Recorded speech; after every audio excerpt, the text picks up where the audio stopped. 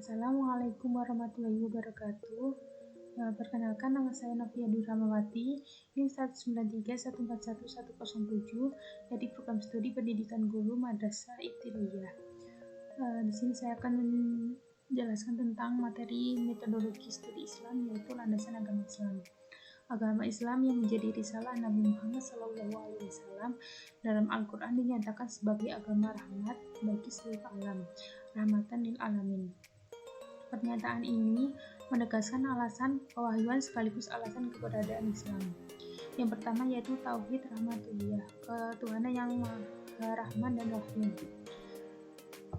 Konsep Tauhid Rahmatullah pada pokoknya dikembangkan berdasarkan ayat Al-Quran Surah Al-An'am ayat 12. Makna kata badan rahmah: penetapan rahmah yang menjadi kualitas dirinya dengan menggunakan istilah kataba yang artinya asalnya menulis. Kemudian dalam pemakaian bahasa, istilah juga digunakan untuk pengertian menetapkan atau istibat, menentukan, takrir, mewajibkan, ijab, dan mengharuskan, fardo, dan tekad kuat, azam. Berikutnya hukum tertulis. Pertama, dari penjelasan Al-Asyafahani tentang penggunaan kata-kata di atas, diketahui bahwa Allah memutuskan, mewajibkan, dan mengharuskan sifat rahmah pada dirinya itu berangkat dari kehendak yang kemudian ditulis. Selain itu juga ada doktrin tauhid. Seharusnya keyakinan tentang adanya hukum agung yang sangat Qur'ani itu menjadikan bagian fundamental dalam keimanan. Bagian fundamental dalam keimanan Muslim kepada manusia. Karena itu, secara teologis, ia harus ada dalam tauhid yang merupakan doktrin sentral dalam Islam. Yang berikutnya yaitu Tauhid Rububiyah. Allah menjadi Rabb dengan rahmah. Dalam ayat ketiga surat Al-Fatihah, nama Ar-Rahman dan Ar-Rahim menjadi ayat tersendiri, tetapi dalam susunan kalimat ia menjadi keterangan sifat kedua dan ketiga bagi Allah setelah sebelumnya diberi keterangan sifat Rabb al-Alamin. Yang berikutnya Tauhid Uluhiyah. Allah menjadi Tuhan dengan rahmah. Dalam ayat pertama surat Al-Fatihah, Basmalah, nama Ar-Rahman dan Ar-Rahim menjadi keterangan sifat nat dari Allah. Menurut Al-Khalil, Allah merupakan nama diri yang tidak dibentuk dari kata lain.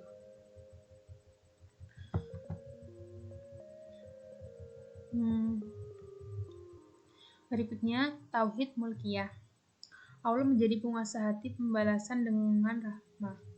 Di samping berhubungan dengan kapasitas Rabb al-Alamin yang disebut dalam ayat sebelumnya, pengulangan Ar-Rahman dan Ar-Rahim dalam ayat ketiga surat Al-Fatihah juga berhubungan dengan kapasitasnya sebagai Malik Yaumiddin yang disebut dalam ayat sesudahnya. Hari pembalasan adalah masa ketika manusia kembali kepada Allah dan harus mempertanggungjawabkan seluruh amal perbuatannya di hadapan pengadilannya di akhirat setelah dihidupkan lagi sebagai pribadi yang utuh pasca kematian atau kiamat. Quran surat Asy-Syafa'at ayat 30-34. Berikutnya Tauhid fi al-asma wa as-sifat. Aktualisasi asma dan sifat dengan rahmah.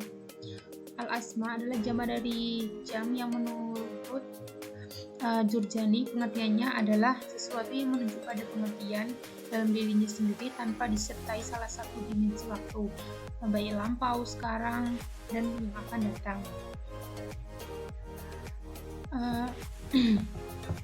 Yang berikutnya yaitu Rasulan rahmat. Nabi Muhammad diutus untuk mewujudkan hidup baik.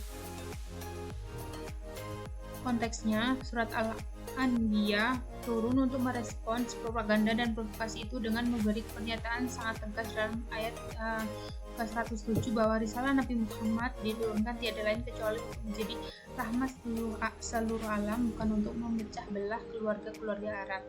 Tujuannya yaitu kerasulan Nabi merupakan rahmat Allah dan tujuan pengangkatannya sebagai Rasul adalah untuk mewujudkan rahmah cinta kasihnya kepada seluruh alam dan dapat manfaatnya secara nyata hanyalah orang-orang yang mengikutinya, yang mengikuti Nabi Shallallahu Alaihi Wasallam.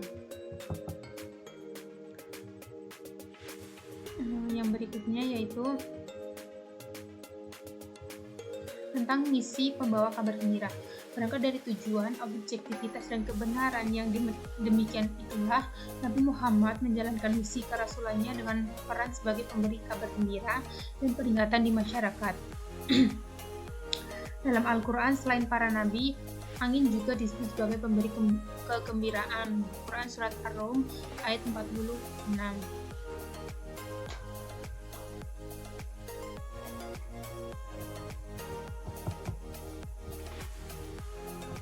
Yang berikutnya, misi pemberi peringatan. Misi sebagai pemberi peringatan sesuai dengan makna bahasa Nazir di atas, Nabi menjalankan dengan menyampaikan sesuatu dan meminta kewaspadaan terhadapnya. Dalam surat An-Naziat ayat 45 secara jelas disebutkan bahwa sesuatu yang ditakuti itu berupa hari kiamat.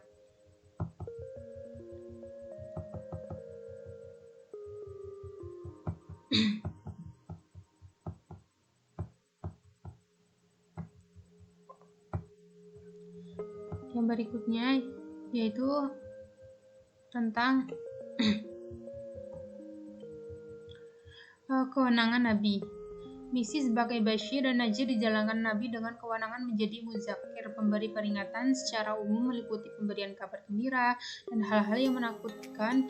Quran Surat Al-Ghasyiyah 88 ayat 21 dan menyampaikan pesan-pesan Allah. Surat An-Nahl ayat 35 dan 38. Berikutnya meladani Nabi. Sebagai penerima wahyu dari Allah Subhanahu wa taala, barang tentu Nabi sangat menyadari ajaran yang didakwakan sehingga dapat penghayatan dan pengamalannya yang penuh konsekuen. Dia berada di puncak ketulusan. Yang berikutnya kitab suci rahmat. Al-Quran diwahyukan untuk mewujudkan hidup baik. Landasan ketiga agama Islam adalah kitab suci sebagai rahmat.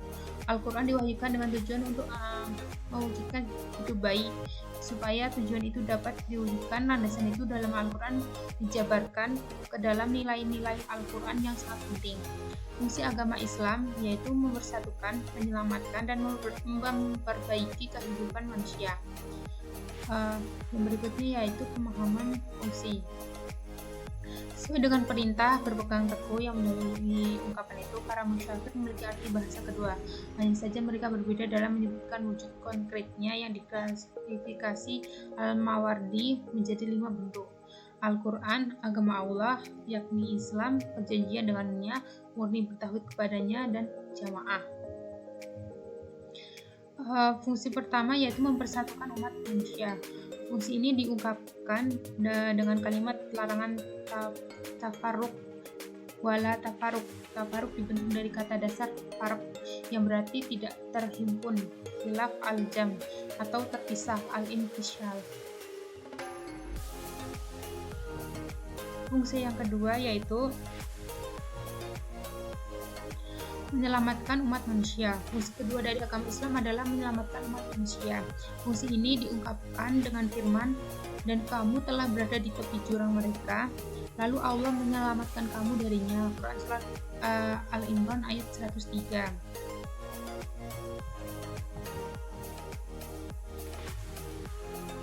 Berikutnya fungsi Al-Quran.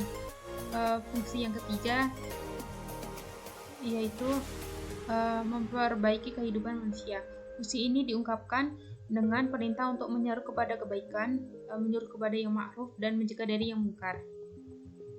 Gerakan dakwah. Dalam surat Al-Imran ayat 104, gerakan dakwah diungkapkan melalui isi perintah yang pertama, yad'una ila al-khair. Yad'una adalah kata kerja bentuk sekarang yang dalam bahasa berarti memanggil, mengundang, menyeru, memohon, dan membuat senang pada sesuatu. Raghaba ilahi.